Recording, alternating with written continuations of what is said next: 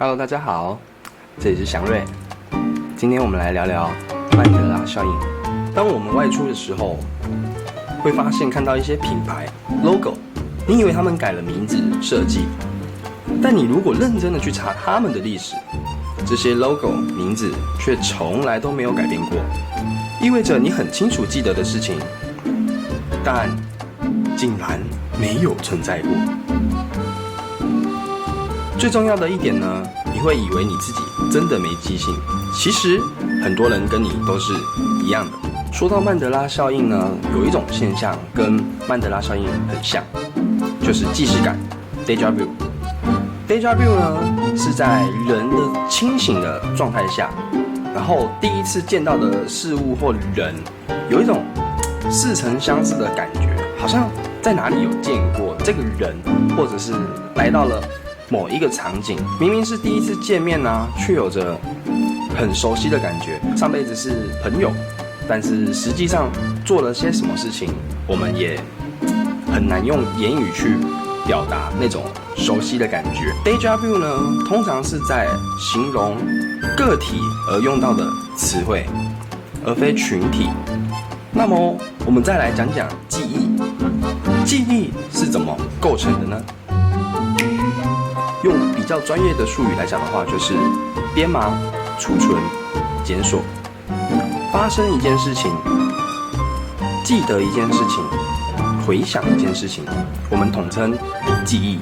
而现今主流科学界当中，没有研究指出曼德拉效应的真实性。我们对记忆有基本的理解后啊，接着我们来介绍一下曼德拉这个人。曼德拉呢，他是一位南非的总统，他在2013年的时候过世。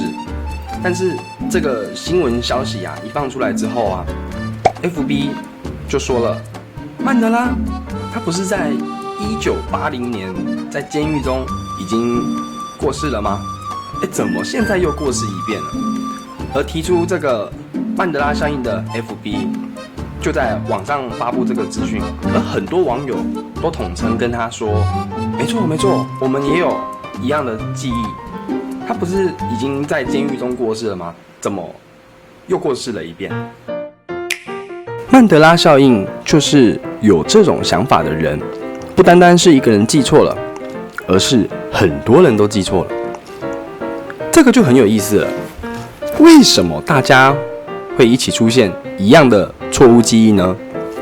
我一个人记错是脑残，我们一起记错这不科学，而曼德拉效应也不科学。现在只要出现群体与事实的记忆出现不符时，就会被人标签为曼德拉效应。且在 Mandela Effect 的网站中记录了近40种的曼德拉效应。这里各位看一下，你认识的是什么呢？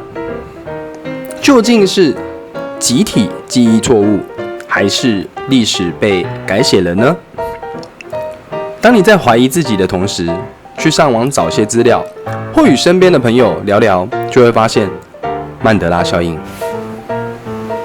以上的图片呢，有些对我们来说是比较无关的，对我来说比较有印象的是这3个。皮卡丘，小时候我还会画皮卡丘呢，而皮卡丘的尾巴是哪一个呢？我记得是有黑色的边的，怎么很多人就跟我一样记错了呢？艾迪达的 logo 英文字是怎么拼的呢？还有知名的作者金庸是什么时候过世的呢？很多人都跟我一致的认为他早就死了，而事实上他是去年才过世的。这里就穿插了一件事情：世界末日。之前就有谣传玛雅文明的5大预言，分别是以下。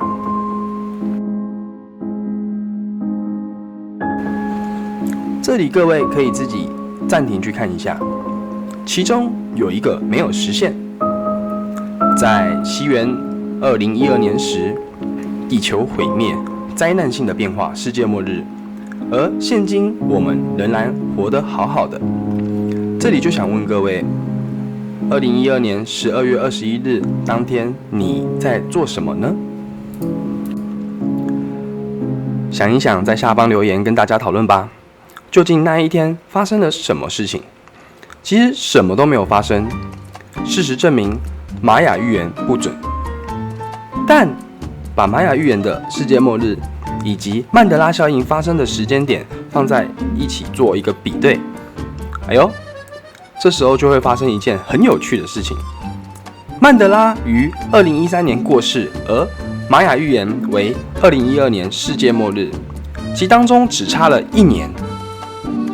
虽说1年看似很久，但如果把时间观放到观看整个地球、宇宙的生命周期来讲，就会认为1年的时间差是很小的事情。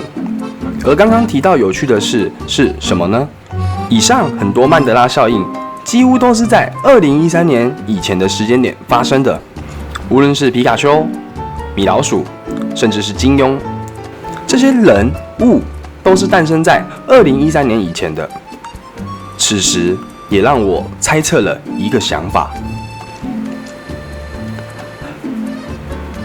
在过去的平行宇宙中，有提到我们人能够进入到一个频率相近的空间，而这一次的平行宇宙的移动，是大规模的将人转换到了另一个地球上，看似相似，却又有一点点哪里不同的地方。